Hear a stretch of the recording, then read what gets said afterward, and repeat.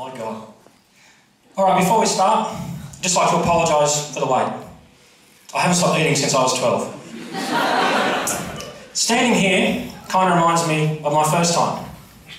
So unlike my other first time, let's hope this lasts for more than 90 seconds.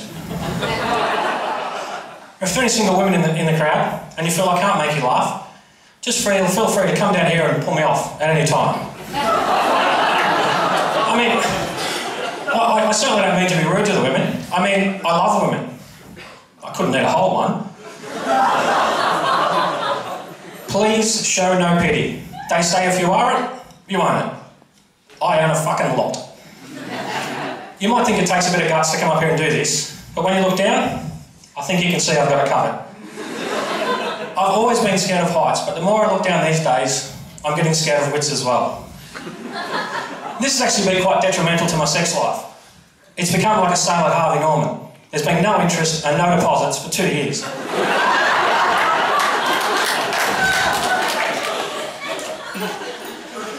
Even my navman takes the piss. I didn't use the thing for about 6 months.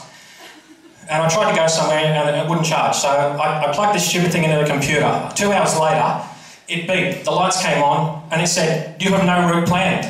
I thought, fuck you, we've been talking to my mother.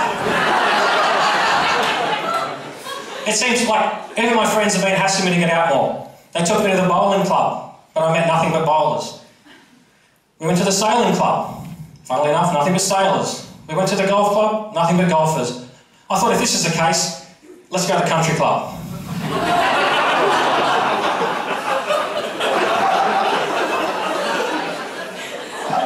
There has, however, been in my life a few women on many different levels. I'm terrible with names, but I can remember certain things about them and the reasons why we're no longer together. There was Miss Assemble. We just fell apart. Misbehave. She went to jail. Miscarriage. She was a train wreck. She went off the rails. Misdemeanor. Told me she was older. Misfire. Faked her orgasms. Misguided. Became a born again. Missionary. She got boring after a while. Misleading. She had a better photo online. Misogynist. Self-harmer. Misplaced. She just went missing one day. Misrouted. Everybody else but me. Misshaped. Had a nice personality. And Mr. a penis. The single man's life is not necessarily like you see on 2.5 Men with their old friend Mr. Sheen.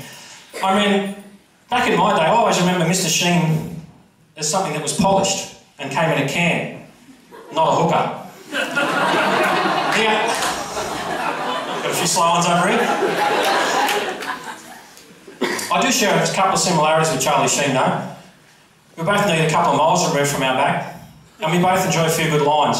I just don't feel the need to snort mine. I was talking to an elderly neighbour, her name is June, and I was telling her I wanted to give comedy a run. And she said, "Why would you do that, Sandy? You're not funny." I'm like, "Thanks for the support, June. Appreciate that."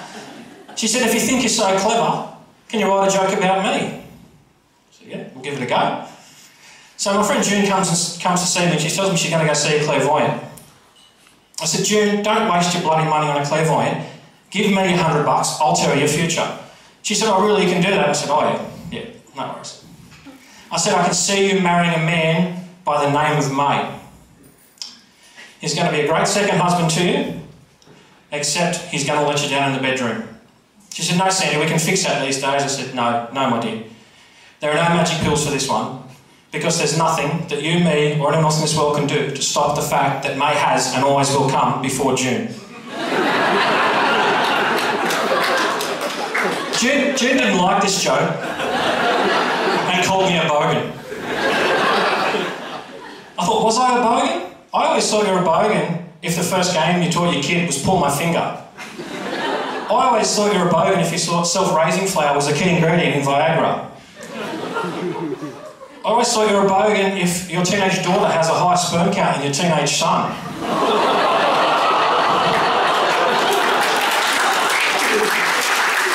Or possibly you might be a bogan if you let your teenage daughter smoke at the dining room table in front of her children. I'm sure we all know people like this. Quite often we are related to them. I see them every day. I work in a pub. Just the other day I heard the bar staff talking about a horse that was running called My Face. And I thought, this is a G-up, this for sure, there's something wrong here. And I thought, yep, fair enough. I walked down there, there's the run sheet, horse, My Face. And I thought, who would call a horse My Face? What is going on? My imagination just ran with funnies for about 5 minutes. But there's just one visual I couldn't get out of my head, and that's a bunch of Muppet punters all staring at the screen, just yelling, come on, My Face, come on, My Face. And then just strangely looking at one another. Right, thanks, guys.